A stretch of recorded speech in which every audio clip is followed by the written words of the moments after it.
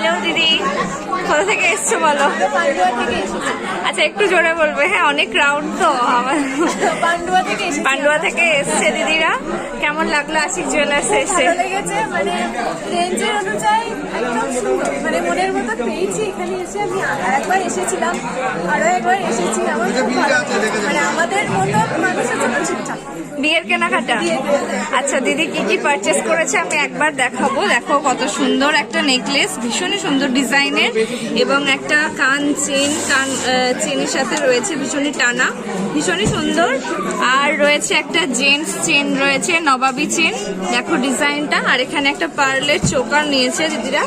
আর নিয়েছে একজোড়া চওড়ার মধ্যে ভীষণই টায়ার শাখা যেগুলো বলে সেই ধরনের মধ্যে ভীষণই সুন্দর লাইট ওয়েটের মধ্যে একজোড়া শাখা নিয়েছেন।